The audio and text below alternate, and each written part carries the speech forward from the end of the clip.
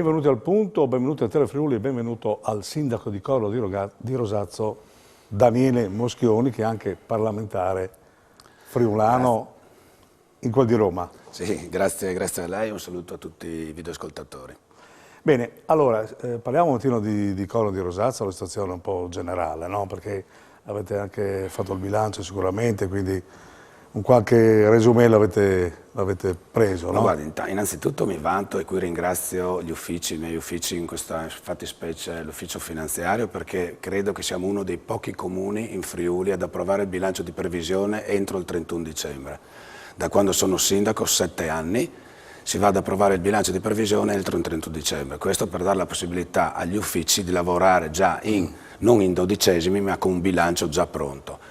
Quest'anno con i problemi dell'energia elettrica, con i problemi del gas, dei costi che sono aumentati, adesso andremo a fare una variazione di bilancio, nell'assestamento di bilancio purtroppo dovremo mettere vicino soldi proprio per coprire queste spese. Quindi anche opere che praticamente avete in cantiere forse subiranno, anzi subiranno senz'altro. Speriamo di no, perché abbiamo tante opere in cantiere, perché come lavori pubblici abbiamo la costruzione della nuova palestra, abbiamo la costruzione, a breve comincerà, diciamo, lavori nella copertura della pista di pattinaggio, quindi piste ciclabili, marciapiedi in via Papa Giovanni. Abbiamo circa 6-7 milioni di euro cantierabili, quindi io mi auguro che questo aumento dei prezzi non vada a incidere su tutte le opere, anche perché con la nuova normativa si dice che il ribasso di gara d'appalto va a coprire le spese del rincaro dei prezzi, ma anche di altre opere, non solo di quell'opera, anche di altre opere. Quindi diciamo che in questo momento c'è un po' di confusione a livello non solo locale, ma soprattutto nazionale. E poi ne parleremo, perché dove non vengono date le direttive giuste. È in mezzo a queste cose, no? Parlava prima degli uffici, l'organico è completo, segretario comunale? Ma il segretario comunale l'abbiamo con altri 3 comuni, siamo in convenzione, c'è la titolarità, c'è la Corno di Rosazzo, con Manzano e con Medea, in più il segretario comunale lavora anche in altre, a scavalco, in altre realtà. E come dipendenti, anche qui un bel vanto per gli uffici e chi sta lavorando oggi a Corno. Ricordo che 17 anni fa eravamo 23 persone lavorando negli uffici del comune, più il segretario comunale a tempo pieno, più la direzione generale, quindi soldini in più, e oggi siamo in 13 dipendenti con il segretario comunale, con altri comuni, e comunque opere si fanno, lavorano volentieri, lavorano bene, va avanti lo stesso. Ma la cosa importantissima, proprio anche ieri sera ero in comune, una dipendente è stata disponibilissima con il cittadino chiedendo il numero di telefono personale che le avrebbe dato una risposta. Questo è l'ambiente che si vive nel mio comune.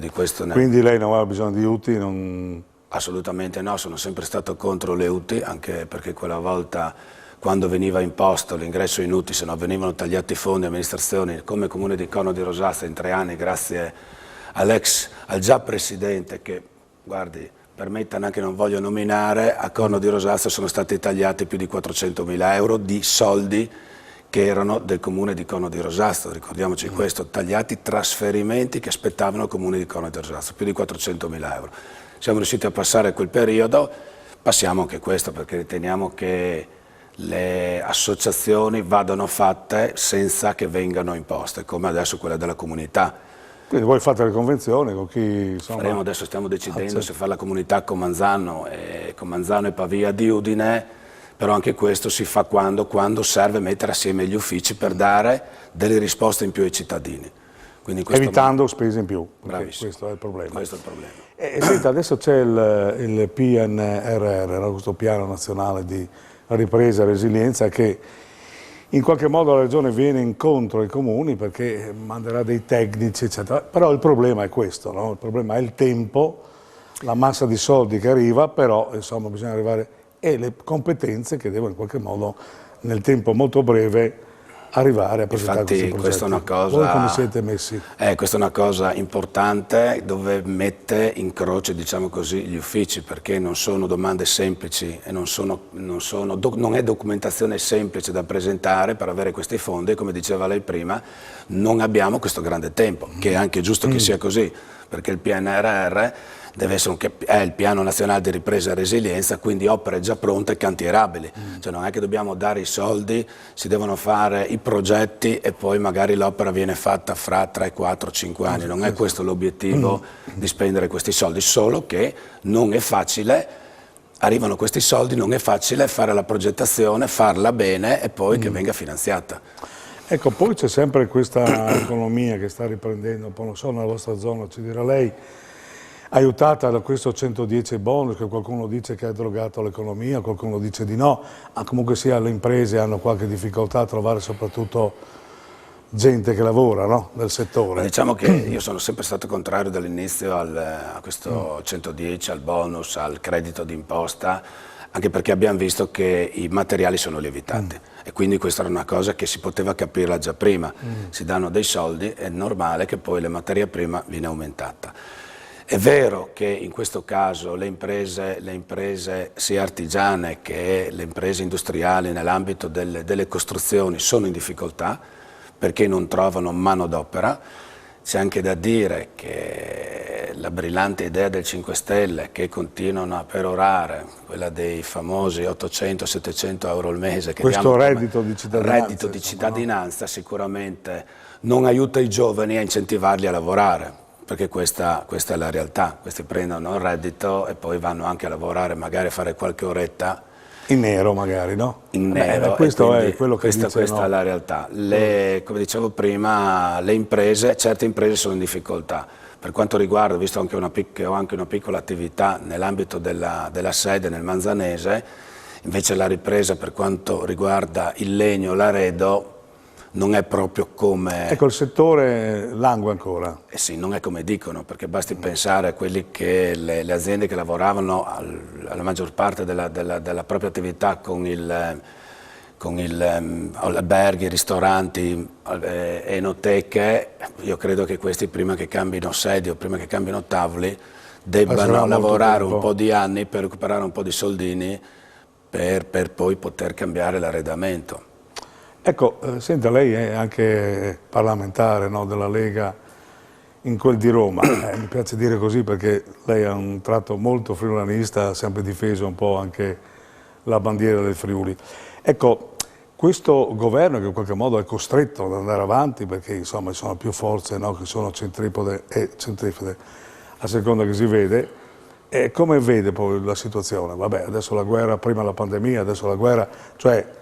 È una questione molto anomala, no? Sì, diciamo che sono stati 5 anni molto anomali perché prima la pandemia, prima il primo governo giallo-verde, poi è caduto il governo giallo-verde, il governo giallo-rosso, poi viene fuori la pandemia, poi adesso la guerra.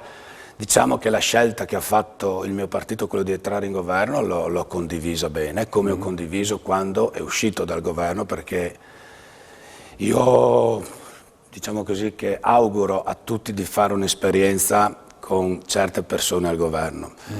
Non è una bella esperienza, perché sono persone che magari a volte non hanno neanche mai lavorato, e invece io credo che se una persona ha lavorato, sa cosa vuol dire il costo del denaro, adopera i soldi pubblici in modo diverso, non come vengono adoperati. E quindi quella volta ha fatto bene Salvini a uscire dal governo, poi ha fatto bene a entrare, perché ci siamo resi conto che se siamo lì certe cose le facciamo.